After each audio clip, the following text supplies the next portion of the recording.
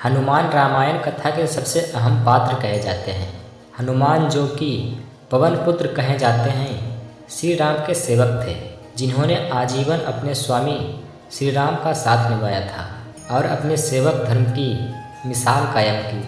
हनुमान जी ने स्वयं श्री राम के संकट हरे थे, इसलिए इन्हें संकट मोचन महाबली हनुमान कहा जाता है। हम सभी जानते हैं कि हनुमान ब्रह्मचारी थे, लेकिन कथाओं में कई तथ्यों में पाया गया है कि हनुमान जी का एक पुत्र था जिसका नाम मकरध्वज था, जिसकी माता एक मछली थी और मकरध्वज भी हनुमान की तरह वानर और अति बलशाली था। तो कैसे बने हनुमान मकरध्वज के पिता? क्यों हुआ हनुमान का अपने पुत्र से ही युद्ध? एवं शक्ति में समान होते हुए भी दोनों में से कौन जीता हुआ युद्ध? जानिए विस्तार से।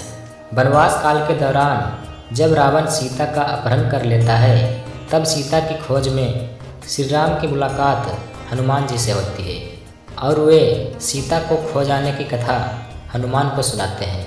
तब हनुमान और उनके सखा सुग्रीव और उनकी वानर सेना सीता की खोज में श्री राम एवं लक्ष्मण की मदद करते हैं। बहुत प्रयासों के बाद जब श्री राम और उनके साथियों को यह पता चलता है कि सीता का अपहरण लंकापति रावण ने किया है, तब वे हनुमान को समुद्र पार सीता की खोज में भेजते हैं। हनुमान मायावी थे, वे अपनी शक्ति की सहायता से आकाश मार्ग से लंका पहुंचते हैं और लंका की अशोक वाटिका में बैठी सीता से मुलाकात करते हैं, जिसके लिए वे सीता को श्री राम के दूत होने का प्रमाण के रूप में श्री राम द्वारा दी हुई मुद्रिका दिखाते हैं, जिसे देखते ही सीता समझ जाती हैं और उन्हें यकीन हो जाता है कि उनके पति श्री राम उन्हें लेने आ चुके हैं। हनुमान सीता की खबर लेने के बाद अशोक वाटिका में लगे वृक्षों के फल खाकर अपना पेट भरते हैं और पूरी अशोक वाटिका को उजाड़ देते हैं। तब रावण के सेना राक्षस हनुमान से युद्ध करते हैं, लेकिन कोई उन्हें पकड़ नहीं पाता। तब उन्हें रावण का पुत्र मेघनाद पकड़ने आता है और पकड़कर दरबार में रावण के सामने बंदी बनाकर लाता है। तब हनुमान को सभा में बैठने के लिए स्थान नहीं दिया जाता, इसलिए वे अपनी पूंछ का सिंहासन बनाकर बैठ जाते हैं। उनके ऐसे उपद्रव के कारण रावण उनकी पूंछ में आग लगाने का हुक्म देते हैं और सभी सेना मिलकर बड़ी जद्दोजहद के बाद हनुमान की पूंछ में आग लगाते हैं, जिसके बाद हनुमान किसी के काबू में नहीं आते और उड़ उड़कर सारी लंका में आग लगा देते हैं।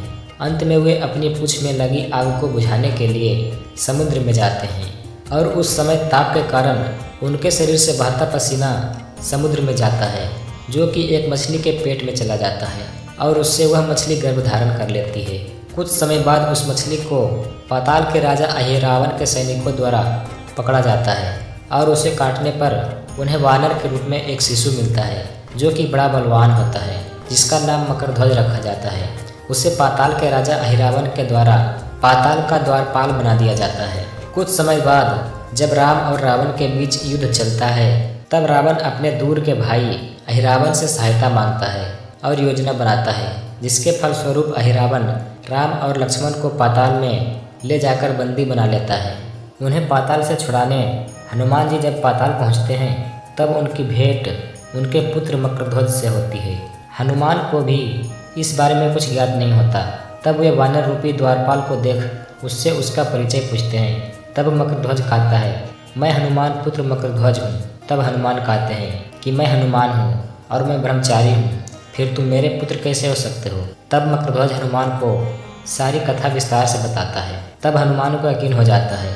इसके बाद हनुमान मकरध्वज से पाताल में आने के लिए द्वार से हटने को बोलते हैं। तब मकरध्वज उन्हें मना कर देता है कि वे भी अपने स्वामी का भक्त है, अपने धर्म से पीछे नहीं हट सकता। तब उन दोनों पिता पुत्र में युद्ध होता है, जिसमें हनुमान जीत जाते हैं और पाताल में प्रवेश करते हैं। उसके बाद वे अहिरावण एवं महिरावण दोनों भाइयों से युद्ध कर उन्हें परास्त कर देते हैं और श्री राम एवं लक्ष्मण को मुक्त करवाते हैं।